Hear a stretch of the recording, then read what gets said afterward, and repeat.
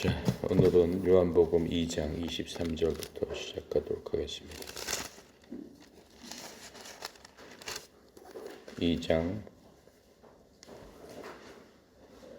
23, 24, 25절 같이 읽도록 해보겠습니다. 6월절에 예수께서 예루살렘에 계시니 많은 사람이 그의 행하는 표적을 보고 그의 이름을 믿었으나 예수는 그의 몸을 그들에게 의탁하지 아니하셨으니 이는 친히 모든 사람을 아시며 또 사람에 대하여 누구의 증언도 받으실 필요가 없었으니 이는 그가 친히 사람의 속에 있는 것을 아셨음이니라. 아멘. 23, 24, 25절은 굉장히 간단한 것 같지만 이 속에 굉장히 하나님의 그 생각, 하나님께서 인간을 생각하시는 심오한 그러한 것들이 들어있는 것을 우리가 살펴볼 수 있습니다. 이제 예수님께서 공생애를 시작하시고, 공생에 대해서는 제가 얘기했죠. 공생 처음 시작하시고 처음 하신 일이 제자들을 불러 모으시는 겁니다. 제자들을 불러 모으신 다음에 그 제자들과 함께 이제 여러 군데를 같이 다니시면서 사람들 사이에서 이제 생활하시는 것들을 우리가 볼 수 있는데, 우리가 본 것 중에서 첫 번째로 가나의 혼인 잔치를 이제 볼 수 있죠. 가난한 그 집안의 결혼 예식을 통해서 그 어머니 마리아와 함께 제자들과 함께 초대를 받아서 가나의 혼인 잔치에 참여했는데, 그곳에서 가장 귀중한 뭐가 떨어졌어요? 포도즙이 떨어졌죠.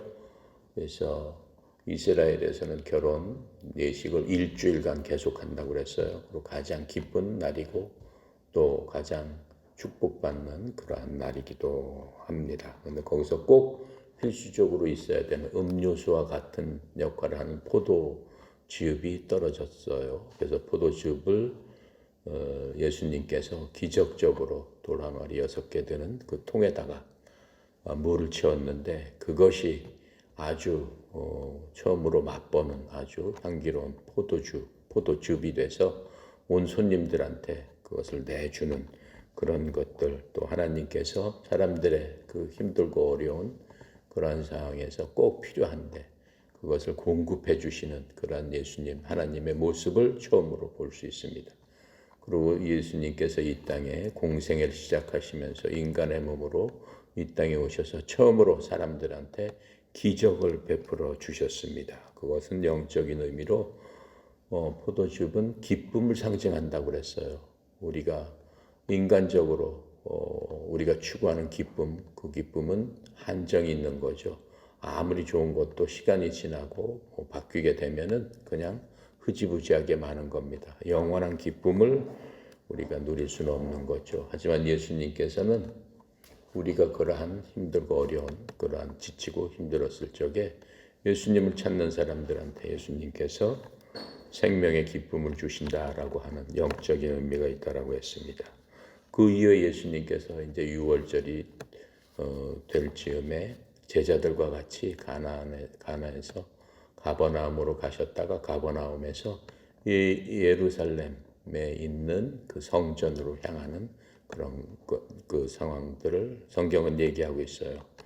100km 정도 떨어진 그 예루살렘을 향해서 가셔서 그곳에서 가시자마자 예수님께서 거룩한 분노를 내셨죠. 성전 이방인의 뜰 앞에서 돈 바꾸는 사람들이 있었고, 그 다음에 짐승을 파는 사람들이 있었어요. 근데 그 사람들이 다 하나님을 섬기는 제사장들, 그러한 제사장들의 어떠한 제사장들과 결탁을 해서 돈 버는 수단으로 성전을 이용을 한 거죠. 그리고 하나님의 유월절을 이용을 하는 겁니다. 그래서 자기들의 뭘 챙기는 거예요. 뱃속을 챙기고 자기의 부를 챙기고 하는 그런 것들을 보고 예수님께서 절망하신 가운데 노끈으로 채찍을 만드셔서 상과 그 모든 것들을 엎으시면서 성전을 정화시키는 그런 것들을 보십니다.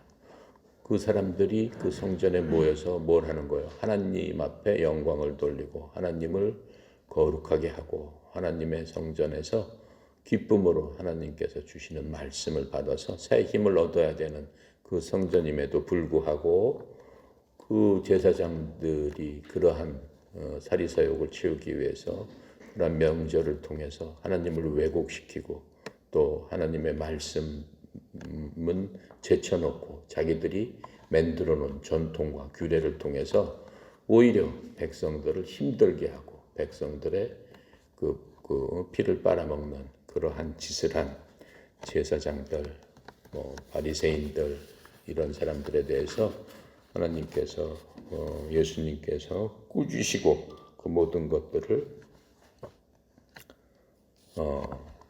엎어버리는 그러한 것들을 우리가 볼 수 있습니다.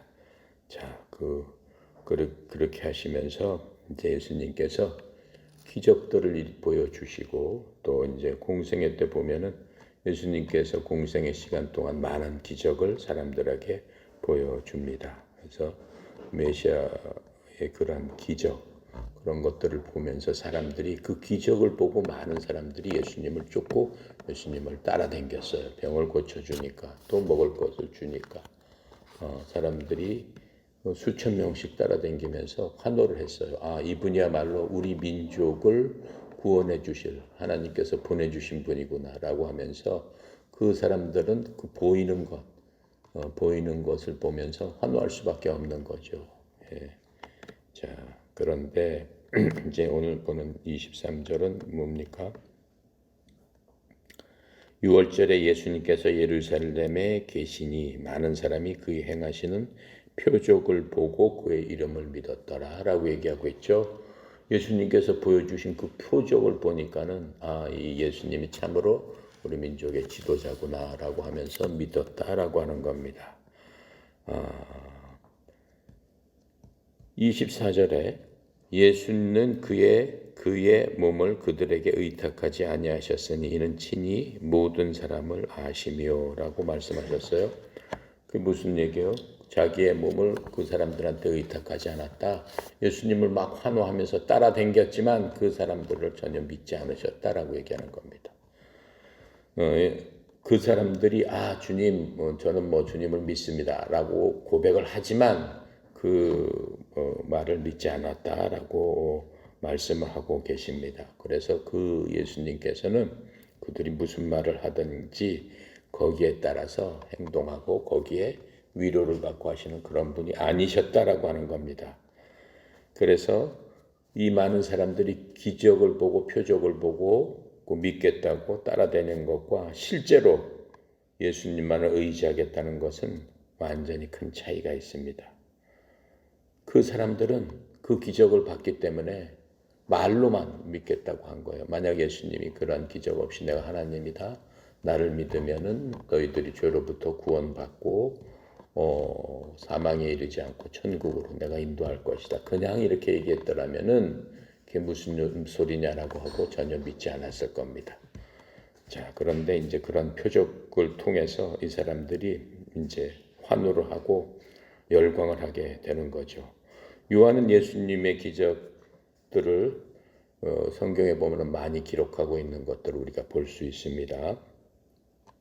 사람들이 그러한 것들을 통해서 죽은 자를 살리고 병든 자를 고치고 문둥병자를 고치고 안진뱅이를 일으키고 없는 것을 있는 것으로 만드셔서 많은 사람을 굶주린 사람을 먹이시고 어떤 그런 기적이 엄청 많이 이제 보이신 그런 것들을 이제 요한복음에 나와 있는데 그건 극히 일부라고 얘기를 하고 있어요. 요한복음에 보면은 많은 것들, 정말로 많은 것들을 예수님께서 보여주셨다라고 하고 있습니다. 요한복음 20장 30절, 31절에 보면은 뭐라고 말씀하고 계시냐면은 제가 살펴볼게요. 20장 30절, 31절 같이 읽어볼까요? 예수께서 제자들 앞에서 이 책에 기록되지 아니한 다른 표적도 많이 행하셨으니 오직 이것을 기록하면 너희로 예수께서 하나님의 아들 그리스도이심을 믿게 하려 하며 또 너희로 믿고 그 이름을 힘입어 생명을 얻게 하려 함이니라. 이렇게 말씀하고 계세요. 그래서 엄청난 많은 것들을 예수님께서는 행하셨는데 그 중에서 몇 가지만 이제 이렇게 요한이 기록을 한 겁니다. 자, 그래서 요한복음 이제 우리 3장에 보면 니고데모가 바로 다음 장에 나오는데, 니고데모도 기적을 보고 예수님을 믿고 예수님한테 쫓아와서 예수님께 의뢰하는 것들을 이제 볼 수 있습니다. 그런데 이 다른 종교 지도자들은 이러한 기적들을 보고도 어떻게 해요? 그분을 죽이려고 하는 거예요. 그 당시에 이제 종교 지도자들, 제사장들 이런 사람들은 예수님의 기적을 보면서 안식일에 왜 그런 짓을 하느냐 하면서 사사건건 예수님이 하는 일에 대해서 시비를 걸고 예수님이 하시는 일이 잘못됐다라고 하고, 심지어 예수님께서 기적을 베풀었는데 그 기적은 누구로부터 왔다고 그래요? 하나님으로부터 온 게 아니라 마귀로부터 왔다라고도 이제 주장을 하면서 예수님을 잡아 죽일 그러한 그 핑계를 계속 찾고 있는 거예요. 언제부터 그랬을까요? 예수님께서 거룩한 분노를 내시면서 성전의 그 모든 것들을 엎으시고, 그 다음에 제사장들하고 이런 사회 지도층들에 대해서 하나님께서, 예수님께서 엄중하게 비판을 하시면서 너희들이야말로 마귀 자식들이다 라고 얘기하면서 이 선량한 이 백성들, 하나님의 백성들을 어떻게 한다고 그랬어요? 자기도 천국에 들어가지 못하면서 다른 사람까지도, 온 백성까지도 악으로 몰아넣는다라고 비판을 하신 그런 것들이 공생애를 시작하시면서 하셨는데, 그 순간부터 이 사람은 우리의 적이다라고 생각한 겁니다. 왜 그래요? 자기네들이 모든 권세, 힘, 정권을 잡고 있는데 거기에 대해서 대항을 하고 올바른 길을 제시하니까는 그 부패한 사람들은 어때요? 절대로 그 정권을 놓으려고 하지 않는 거죠. 죽기 살기로 그 사람을 죽여야만 자기네들이 갖고 있는 힘을 유지할 수 있다라고 생각해서 예수님을 죽일 기회를 사람들을 통해서 염탐을 하고, 사람들을 통해서 예수님 말 한마디 한마디, 행동 하나하나 하는 것들을 이제 시비를 걸라고 하는 것들을 우리가 볼 수 있습니다. 그런데 여기서 이제 기적이라는 것에 대해서 우리가 좀 알 필요가 있어요. 예수님은 하나님이시니까는 기적은 과연 무엇인가라고 하는 것을 알 필요가 있고, 지금 시대에도 그렇다면은 예수님 때와 마찬가지로 그런 기적이 일어나야 되는 게 마땅하지 않을까라고 생각할 수도 있습니다. 성경은 그 부분에 대해서 확실하고 분명하게 우리한테 계시해 주는 것들이 있습니다. 기적은 예수님이 하나님의 아들임을 보여주는 증거다라고 요한복음 5장 36절에서 분명히 얘기를 하고 있습니다. 동시에 사람들의 마음을 시험하는 그러한 도구이기도 해요. 12장 37절에 뭐라고 얘기를 하고 있냐면은, 요한복음 12장 37절에 보면은 이렇게 말씀을 하고 계세요. 이렇게 많은 표적을 그들 앞에서 행하셨으나 어떻게 해요? 그들을 믿지 않으셨다라고 얘기를 하고 계세요. 그 기적을 통해서 그 사람들이 기적만 보고 환호를 하는 거지, 진실로 그 예수님이 하나님이시다라고 하는 것들을 믿지 못하고 있다라고 하는 것을 예수님은 이미 그 사람 마음속을 깊이 보고 알고 계시고, 뭐라고 하든 그 사람들을 믿지 않으셨다라고 하는 것을 우리가 알 수 있습니다. 그렇게 하고 또 기적을 통해서 눈이 열리기도 하고 더 멀기도 한다라고 얘기하고 있어요. 무슨 얘기예요? 요한복음 9장 39절부터 41절에 그렇게 말씀을 해주고 계세요. 9장 39절부터 41절까지 한번 읽어보도록 하겠습니다.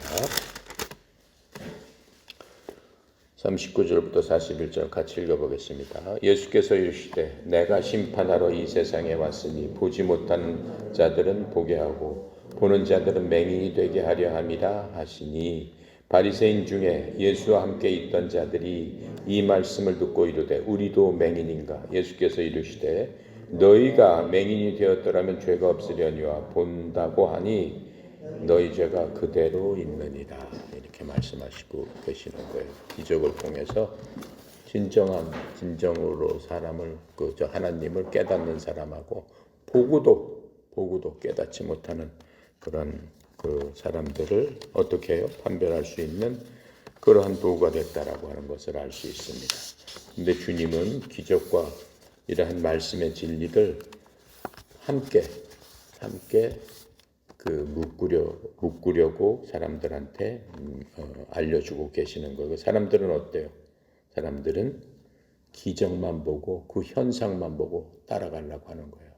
예수님께서 기적을 보이신 거는 내가 창조주 하느님이다. 내가 너네를 만든 하나님이다. 내가 세상 만물을 만든 자다라고 알려주시는 거예요. 사람이 다른 신이 누구가 어떻게 그렇게 할 수 있느냐라고 하는 거예요. 그러한 신은 오직 나밖에 없다라고 하는 것들을 기적을 통해서 보여주시는 거예요. 어느 신이 죽은 자를 살렸다라고 하는 그런 얘기가 있습니까? 어느 종교에서? 없어요. 예. 죽은 자를 살릴 수 있는 건 오직 예수님밖에 없다라고 돼 있고 어느 종교도 죽은 자를 살려가지고 그냥 저렇게 했다라고 하는 건 없어요. 예. 실질적으로 지금 내가 얘기하는 거는 무슨 속담으로 나오고 뭘로 나오는 게 아니고 현실적으로 그런 종교는 없다라고 하는 거예요. 왜 그렇게 하나님께서 기적을 보여주시는 거예요? 내가 바로 너네들을 만든 하나님이다라고 알려주시는 거예요. 자, 그런데도 사람들은 뭐라고요? 거기까지 생각을 안 해요. 그냥 야, 저분은 굉장히 능력이 있으니까 저 사람 따라다니면은 뭔가 행복해지겠구나. 뭔가 근심 걱정에서 벗어나겠구나. 뭔가 이 땅에서 부자로 살 수 있겠구나. 라고 하는 것만 생각을 하는 겁니다. 그래서 이제 성경에서 나오는 기적, 지금도 뭐 교회 가고 뭐 부흥 집회 가고 하면 기적 그런 거 굉장히 많이 포인트로 놓고 얘기를 하죠. 그런데 과연 이 우리가 믿는 기독교는 어떠한 종교인가? 기독교는 기적의 종교 그게 맞습니다. 기적의 종교입니다. 우리가 스스로 우리를 돌아봤을 적에 모든 것들이 기적에 속하는 거예요. 기적에 속하는데 그게 너무 평범하게 일어나기 때문에 그걸 기적으로 못 보는 거예요. 하나님께서는 가장 큰 기적은 그냥 거저 주시는 거예요. 일상생활 동안 평범하게 거저 주시는 거예요. 인간이 살 수 있는 이 공간을 주신 것도 사실은 기적이에요. 우리가 우주선 타고 멀리 간다라고 했더라면 인간이 그런 땅에 살 수 있나? 첫 번째 공기가 없으니까 다 죽게 되는 거죠. 두 번째 물이 없으니까 다 죽게 되는 거죠.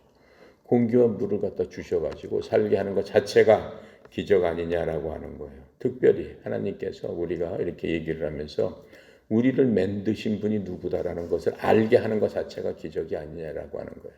근데 그런 것들을 생각하는 사람들이 이렇게 많지 않다라고 하는데 문제가 있는 거죠. 자, 근데 하나님께서 이 세상과 전체 우주를 이끌어가는 데는 두 가지 방법으로 이끌어가고 해서 첫 번째 하나님의 섭리, 두 번째 기적입니다. 하나님의 섭리는 뭡니까? 아침에 해가 뜨고 달이 지고 그렇죠?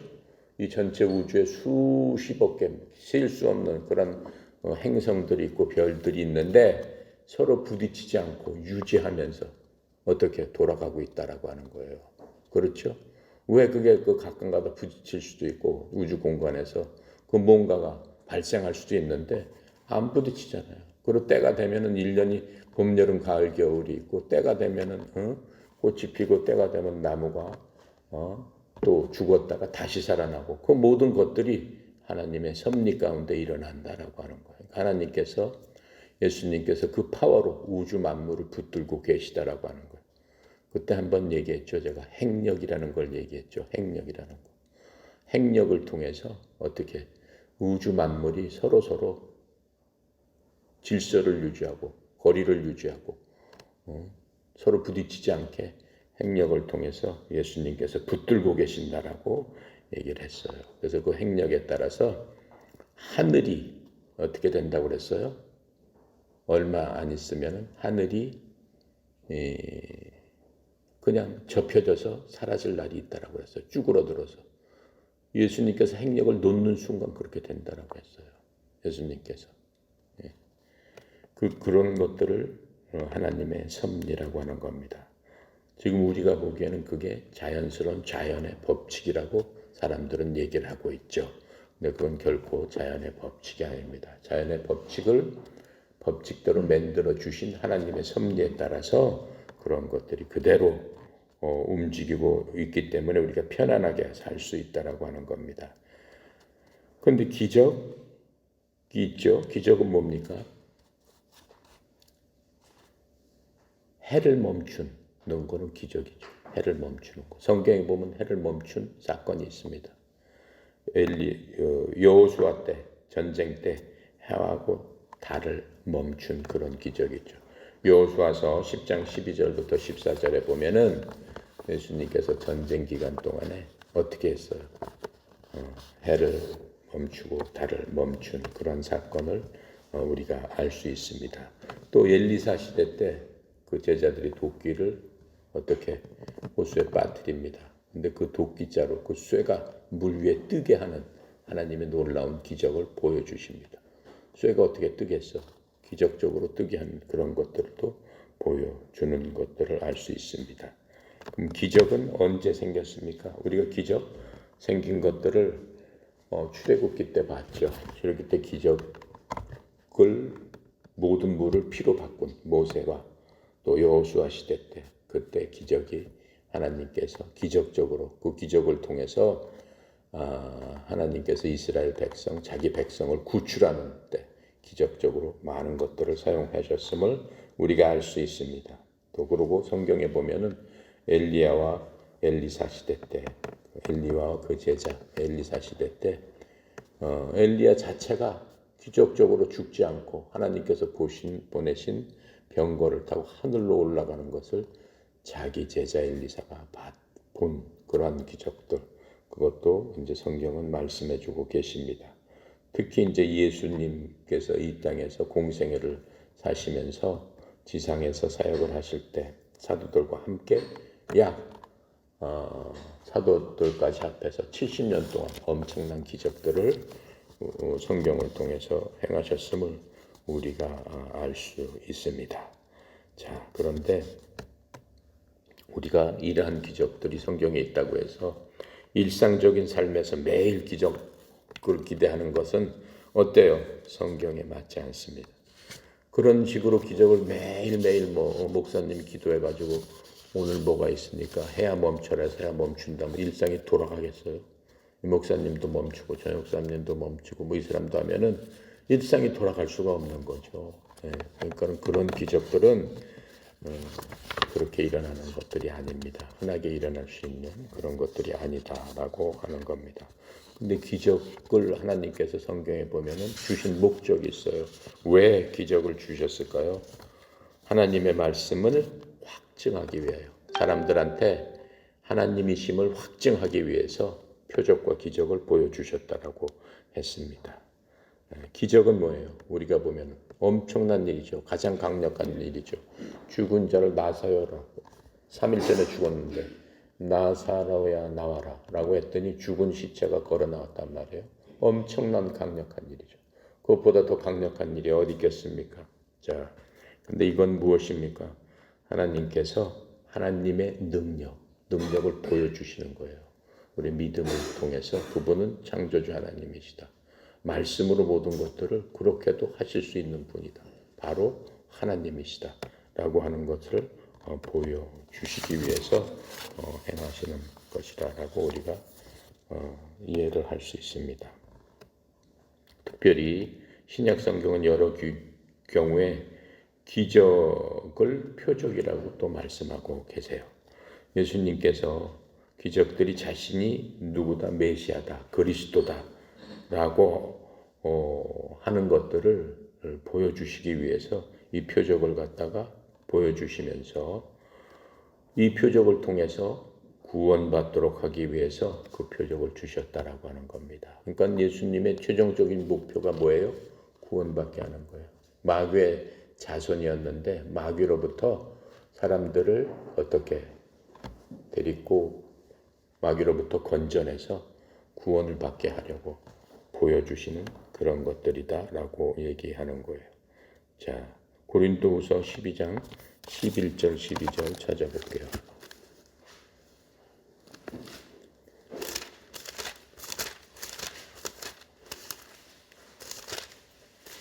고린도후서 12장 11절 12절에 보면은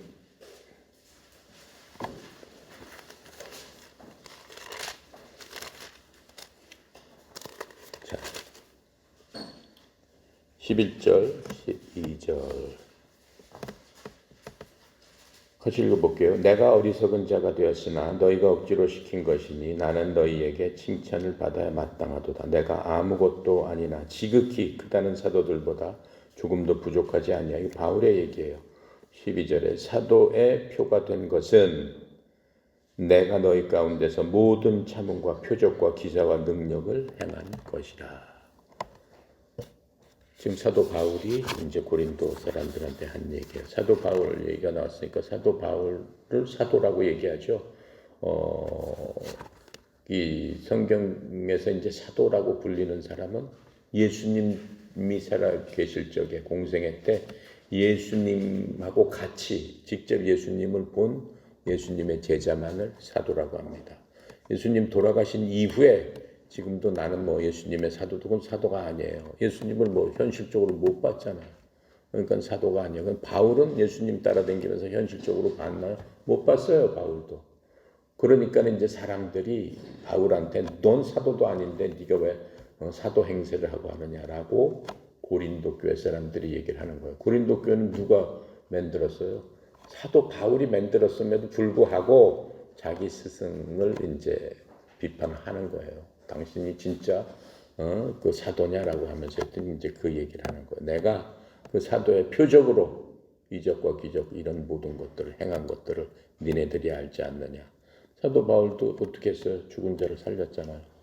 그 모든 것들을 갖다가 하면서 이제 살렸지 않느냐라고 얘기를 하는 것을 알 수 있죠. 근데 사도 바울은 어떻게 보면은 예수님과 3년 동안 개인 교습을 받은 사람이에요. 예수님을 핍박하면서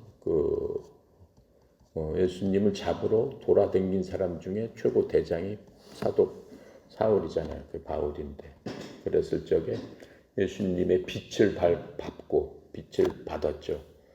다메섹에서 빛을 받고 넘어진 다음에 3년 동안 아라비아 사막에서 예수님께서 직접 사도 바울한테는 큰 계시를 줬어요. 어떤 사도들보다 큰 계시를 주고 사도 바울한테는 하나님이 계신 그곳까지 데리고 가서 보여준 사람이에요. 자기가 본 것을 결코 말할 수 없다라고 해서 성경에는 본 사실은 써 있지만 거기가 어떻다라고 구체적으로는 설명을 하지 않았어요. 얘기할 수 없다라고 해서. 그래서 지금 어떤 사람들이 내가 죽어가지고 천국을 받습니다. 지옥 가서 받습니다. 그건 다 뻥이에요. 성경에서는 결코 그런 것들을 말로 할 수 없다라고 했어요. 전할 수 없다라고 했어요. 성경에서 전할 수 없다고 했는데 본인이 가서 봤다고 하는 것들은 그런 기적을 봤다고 하는 것들은 다 거짓이죠. 자, 그래서 이 표적과 이 기적은 그런 의미에서 이렇게 써졌다라고 하는 것을 알 수 있습니다. 그래서 이 히브리 그리스도인들은 예수님의 가르침을 받고 그분을 목격한 증인들, 사도를 비롯해서 많은 그 추종자들이 있었죠. 수많은 사람들이 예수님 하면서 따라다녔단 말이에요. 그 당시에 기적으로 자신들의 증언이 진실임을 보여줬어요. 히브리서 2장 3절 4절에서 이미 우리가 공부한 구절에 나와 있습니다. 하지만은 어떻게 기적만 따라다니던 사람들 수만 명의 사람들이 따라다녔잖아요. 항상 어딜 가시면은 우리 주님이다 이렇게 하면서 따라다녔는데 어떻게 돼요? 나중에 몇 명만 남아요. 다 흩어지고 다 뿔뿔이 흩어지고 다 갑니다. 몇 명만 남아요. 제자들 몇 명밖에 안 남아요. 그 제자들도 어떻게 돼요? 다 뿔뿔이 흩어지는 그런 것들을 알 수 있죠. 그래서 오늘 하나님 말씀에 뭐예요? 하나님께서 말씀하시는 게 뭐예요? 24절에 그의 몸을 그에게 의탁하지 아니하셨고 이는 친히 그 모든 사람을 아시기 때문이다. 아신다라고 하는 거예요. 의탁하지 않으셨다는 거예요. 제자들한테 전혀 기대지 않으셨다라고 하는 거예요. 왜 그래? 그 제자들의 그 속 사람의 깊은 것까지 알고 계시고 그 제자들이 어떻게 할 것이다라고 하는 것들을 예수님은 이미 알고 계시는데 그 제자들이 나빠서 그런 거 아니에요. 왜 그런 거예요? 사람이기 때문에 그렇다라고 하는 거예요. 사람은 그렇다라고 하는 거예요. 아무리 충성되게 한다 하더라도 하나님께서는 그들을 믿지 않았다라고 하는 거예요. 왜 그래? 사람의 속성을 하나님은 알고 계시기 때문에 지금은 막 잘하는 척해도 결국에 가서는 자기 이익하고 딱 부딪히면 어떻게 되는 거예요, 사람은? 다 돌아서는 거예요. 다 돌아서는 거예요. 근데 그걸 갖고 뭐라고 할 수 없다라고 하는 거예요. 그게 사람이기 때문에. 예수님 돌아다니면서 예수님이 그런 것들을 봤는데도 불구하고 예수님 딱 잡히니까 어때요? 나는 전혀 그 사람 모릅니다. 라고 얘기를 했잖아요. 한 번만 그래? 3번이나 그랬죠. 누가? 베드로가. 제일 수자자 베드로가. 예수님한테 나중에는 어떻게 하면서 모른다고 그랬다고 그랬어요? 욕을 하면서 모른다라고 했어요. 예. 예수님께서 그 순간에 어떻게 했어요? 베드로를 쳐다봤다고 그랬어요. 딱 쳐다봤다. 왜? 베드로는 예수님한테 뭐라고 그랬어? 자기가 주는 그리스도의 하나님의 아들이십니다. 이렇게 고백을 하면서 뭐라고 그랬어? 누가 뭐라고 해도 나는 결코 주님을 버리지 않습니다. 배신하지 않습니다. 맹세합니다. 그랬단 말이에요. 예수님께서 뭐라고 그래? 쳐다보면서 네가 닭이 꽃교 3번 울기 전에 나를 3번 부인하리라. 아셨단 말이에요. 사람의 그것을. 그러니까는 3번 딱 부인했을 적에 예수님 딱 쳐다보니까 어때? 예수님 말씀이 그대로 맞잖아요. 베드로가 뛰쳐나가서 울었더라 라고 하면서 모든 걸 포기하고 어떻게 되는 거예요? 자기 고향으로 가는 거예요. 자기가. 내가 예수님을 배신했구나. 그게 사람이다라고 하는 것을 지금 예수님께서는 알고 계셨기 때문에 자기를 그렇게 3년 반 동안 같이 먹고 같이 또 댕기고 했던 그 제자들한테 의탁하지 아니하셨다라고 하는 것들을 알 수 있습니다. 자, 그런데 성경에서 보면은 이 기적은 누구만 일으키는 거예요? 예수님만 일으켜요? 아니다라고 하는 거예요. 누가 일으켜요? 마귀가 기적을 일으킨다라고 하는 거예요. 마귀도 웬만한 걸 일으킬 수 있다라고 하는 거예요. 마귀도 사람들을 잘 되게 해줄 수 있다라고 하는 거예요. 이 땅에서는. 왜 그래? 이 세상에 세상 권세를 잡은 자는 누구라고 그랬어요? 마귀라고 그랬어요. 마귀라고. 그러니까는 미국에 가면 여러 기업체들이 그 CEO들이 자기 영혼을 마귀한테 팔고 마귀한테 제사 지내고 내가 이 땅에서 마귀 종로로 탈 테니까 내 기업 나를 부자로 만들어 주세요. 라고 하는 그런 기업들 많아요. 예, 그런 기업들 많이 이렇게 막 얘기가 왔다 갔다 해요. 자, 그래서 고린도후서 11장 14절 15절에 보면은 마귀가 또 하는 짓이 나와요. 하나님께서는 우리한테 그 기적을 베풀어 주시지만은 니네들이 기적으로 다 믿지 말고 마귀가 하는 것에 대해서 어떻게 해요? 주의해라 라고 말씀하고 계세요. 자, 기적이라는 건 하나님의 표식이라고 했지만 마귀는 항상 하나님의 백성들, 원래 사람들은 마귀의 뭐라고 그랬어요? 마귀의 자식들이라고 했어요. 그럼 자기 자식을 뺏기려고 그래요? 안 뺏기려고 해요. 그러니까 마귀도 영적인 파워가 있기 때문에 이 땅에서 할 수 있는 것들을 한다라고 하는 거예요. 11장 14절 15절 읽어볼게요. 13절부터 읽었고요. 그런 사람들은 거짓 사도여 속이는 일꾼이니 자기를 그리스도의 사도로 가장하는 자들이니라. 이것은 이상한 일이 아니니라. 사탄도 자기를 광명한 천사로 가장하나니 그러므로 사탄의 일꾼들도 자기를 의의 일꾼으로 가장하는 것이 또한 대단한 일이 아니니라. 그들의 마지막은 그 행위대로 되노라. 라고 얘기하면서 사탄도 광명한 천사로 가장하는 건 쉽다라고 얘기해요. 왜? 사탄 본질이 뭐였어요? 광명한 천사였어요. 광명한 천사였고 파워가 있었기 때문에 어때요? 이 땅에서 권세를 잡고 있는 게 아직까지는 누구예요? 사탄이기 때문에 사탄이가 쉽게 사람들을 속이고 사람들의 필요한 것도 도와주고 사람들의 자기 제자들도 해준다라고 하는 거예요. 근데 그게 어떻게 된다는 거예요? 결국은 속이는 일이고, 그렇죠? 결국은 어떻게 해요? 멸망시키고 마지막에는 죽인다라고 하는 거예요. 그게 사탄의 전략이다라고 말씀하고 계시는 겁니다. 자, 그래서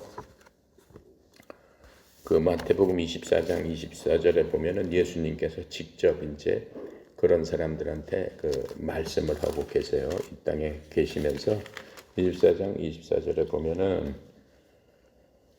거짓 그리스도들과 거짓 선지자들이 일어나 큰 표적과 기사를 보여 할 수만 있으면 택하신 자들도 미혹하리라. 그렇게 말씀하세요. 네. 예수님께서 직접 하시는 얘기예요. 보라, 내가 너희에게 미리 말하였노라. 그렇죠? 예수님이 계실 적에도 그런 식으로 했다라고 하는 거예요. 그러니까 지금은 우리하고 같이 계시지 않으니까 우리가 미혹되기가 더 쉬운 거죠. 하지만 예수님께서 우리 속에 주신 누굴 주셨어요? 성령님을 주셨기 때문에 예수님께서 우리한테 얘기하는 건 뭐예요? 그 영을 잘 분별해라라고 얘기하는 거예요. 영적인 모든 일을 할 적에 우리가 영적인 모든 것들을 듣고 배울 적에도 네가 네 속에 있는 성령님을 통해서 영을 잘 분별해서 이것이 정말 하나님의 영인가 마귀의 영이 하는 일인가를 분별해야 된다라고 말씀을 하고 계시는 겁니다. 쉽게 얘기하면 그런 것들이 뭐예요? 속아 넘어가는 사람들이 누구예요? 이단이잖아요. 이단. 그렇죠? 이단들. 속아 넘어가면 안 된다라고 하는 거예요. 자, 또 마지막 때 지금과 같은 때에는 엄청난 기적들을 보여주신다라고 했어요. 누가 보여줘? 사탄이가 보여줄 거라고 얘기했어요. 데살로니가후서 2장 9절부터 12절까지 마지막 때니까 한번 찾아보겠습니다.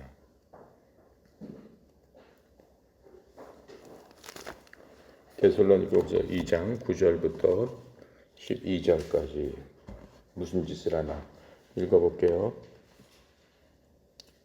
8절에 그때 불법한 자가 나타나리니 주 예수께서 그 입의 기운으로 그를 죽이시고 강림하여 나타나심으로 패하시리라. 결국은 그렇게 하는데 어떤 일이 일어나냐면 9절 악한 자의 나타남은 사탄의 활동에 따라 모든 능력과 표적과 거짓 기적과 불의의 모든 속임으로 멸망하는 자들에게 있으리니 이는 그들이 진리의 사랑을 받지 아니하여 구원함을 받지 못함이라. 그렇죠? 이러므로 하나님이 미혹의 역사를 그들에게 보내사 거짓 것들을 믿게 하심은 진리를 믿지 않고 불의를 좋아하는 모든 자들로 하여금 심판을 받게 하려 하심이라. 이렇게 말씀하고 계시는 거예요. 그러니까는 지금 예수님 안 믿고 예를 들어서 다른 거 믿고 다른 거 그렇게 따라가고 하면은 거기서 이적과 기적과 표적도 나타난다라고 하는 거예요. 그거 믿고 좋아하게끔 하나님께서 그래 니네들 그거 좋아하니까는 거기 따라가 봐라. 내버려 두신다라고 하는 거예요. 결국은 어떻게 되는 거예요? 심판받고 어디 가는 거예요? 지옥 갈 수밖에 없다라고 성경에서는 분명히 말씀을 하고 계십니다. 그래서 기적에 대한 결론은 뭐예요? 하나님은 기적의 하나님이다라고 하는 거예요. 하나님의 속성은 기적이에요. 모든 것들을 우리가 생각했을 적엔 다 기적이에요. 말씀으로 우주 만물을 만드신 것 자체가 생각할 수 없는 기적이에요. 기적이라는 건 뭐예요? 인간이 갖고 있는 인간의 이성과 지성과 이런 그 능력으로 생각했을 때 그것을 뛰어넘는 것을 기적이라고 인간들은 판단을 하는 거죠. 왜 그러냐면은 하나님과 우리하고는 클래스가 틀려요. 완전히 클래스가 틀리는 거예요. 그러니까는 생각할 수 없는 거예요. 현대 자동차가 만들어진 게 현대차란 말이에요. 옛날에 현대자동차 생각해 보세요. 포니 현대자동차란 말이에요. 포니가 현대에서 그 만드는 사람들, 기술자들 그 생각을 알 수가 있어. 그 포니가 지금 어떻게 변했어요? 제네시스 그거보다 더 좋은 걸로 변하잖아요. 도저히 생각할 수 없는 상황으로 변하는 거예요. 상상을 할 수 없는 거예요. 그렇죠? 포니 자체는 그것을 뭐라고 그러겠어? 기적이라고 하겠죠. 제네시스가 된 거는. 그렇죠? 그런데 그 만드는 사람은 어때요? 당연한 거예요. 그냥 그렇게 만들 수 있는 거예요. 자, 하나님과 우리하고는 클래스가 틀리기 때문에 하나님의 그 모든 것들을 우리가 알 수는 없는 거죠. 자, 그렇게 하고 25절 볼게요. 또 사람에 대해서 누구의 증언도 받으실 필요가 없었으니 이는 그가 친히 사람의 속에 있는 것을 아셨음이니라. 그러니까는 사람들이 하나님 예수님을 어떻게 평가한다라고 하는 것들에 하나님 신경을 쓰지 않으셨다라고 하는 거예요. 그 사람들의 그 속의 것을 하나님 알기 때문에 자기한테 맞으면은 참 훌륭하다라고 얘기하는 거고, 자기한테 틀리면은 뭐라고 해요? 아니다라고. 우리나라 지금 정치를 보세요. 완전히 극으로 나눠져 가지고 자기한테 맞는 사람은 그 사람 훌륭하고 나라를 구하는 사람이라고 하고, 자기한테 안 맞으면 뭐 저놈은 역적이고 저놈 때문에 나라가 망했다 그러고, 완전히 갈라졌잖아요. 그렇죠? 인간의 세계는 그렇다라고 해요. 하나님은 그것을 너무 잘 알고 계신다라고 하는 거. 그 사람들은 어디 가서 심판받는 거예요? 결국은 이 세상이 끝나는 날, 이 세상이 끝나는 날이 뭐예요? 자기가 육신을 벗는 날, 생명이 끝나는 날, 하나님 앞에 가서 자기가 보응한 대로 하나님께서 하나님의 눈으로 심판하실 것이다 라고 할 거예요. 왜 그래? 하나님은 공의의 하나님이기 때문에 세상이 이렇게 돌아갈 적에 하나님께서는 모든 것을 다 아신다라고 하는 거예요. 어느 것이 의롭다. 아무리 사람들이 저 사람은 옳고 이 사람은 틀렸어요. 지금은 우리가 그냥 뉴스만 봐도 매일매일 나오는 게 그거 아니에요. 이쪽 면에 보면은 이놈은 죽일 놈, 이쪽 면에 보면은 이놈은 진짜 훌륭한 사람. 그렇잖아요. 그렇죠? 지금도 무슨 예를 들면 조국 백서, 그렇죠? 엄청나게 훌륭한 사람입니다. 라고 나와요. 세상을 이 나라를 구출할 사람은 그 양반밖에 없습니다. 진짜 선지자였 거라고 자기가 모든 걸 저거 한 다음에 이렇게 이 시대 희생제물이 된 사람이다. 대통령감이 이렇게 나오는. 한쪽은 뭐라고 나와? 저놈이 우리나라 역사를 다 망쳤다 이렇게 나오잖아. 너무나 뻔뻔하지 않냐? 모든 세대에 걸쳐서 저런 사람이 어디냐 이렇게 나오는 거예요. 그 책으로 발간이 됐잖아. 두 개 다.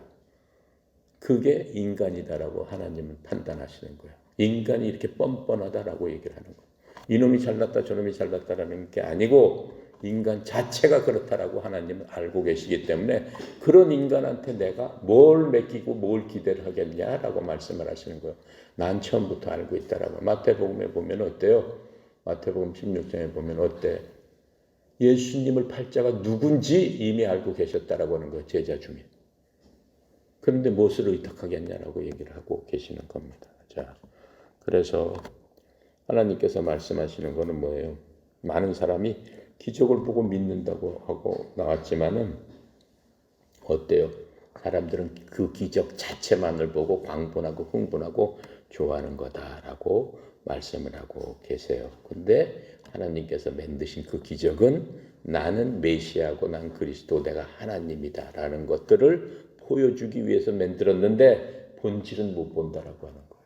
그러니까는 그 본질적으로 들어가면 그 많은 사람들, 환호하던 사람들이 다 떠나가 버리고 없는 거예요. 다 가버리는 거예요. 그것들을 성경에서 그대로 나와 있는 거죠.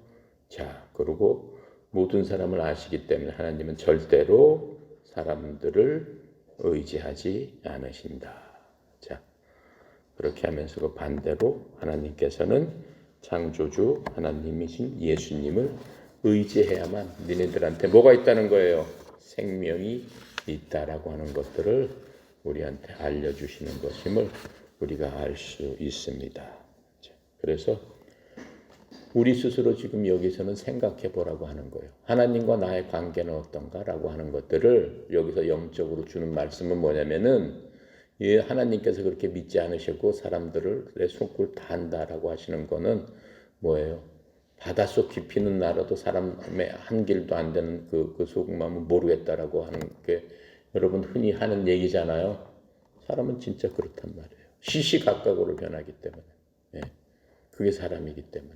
자, 그런데 하나님과 여러분이나 나의 관계는 어떤가? 그걸 곰곰이 생각을 해야 된다라고 얘기하는 거예요.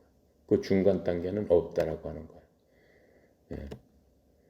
그래서 우리가 예수님이 과연 누구신가 하는 것들을 곰곰이 생각해요. 과연 예수님이 내가 믿을 만한 분인가? 나의 모든 걸 걸고도 믿을 만한 분인가? 그걸 먼저 생각을 해야 되죠. 나의 모든 걸 걸고도 믿을 만한 분이다 라고 하면 내 생명을 걸어야 되는 거예요. 예수님께서 원하시는 건 그런 사람을 지금 찾고 계시는 거고 원하시고 계시는 거고 구약 사람보다는 신약 사람, 예수님께서 이 땅에 오셔서 십자가에서 돌아가셔서 죽은 것들을 우리가 믿음으로 알고 있는 사람한테는 더 막중한 책임이 있다라고 하는 거예요. 구약 사람들은 예수님을 모르기 때문에 어떻게 돼요?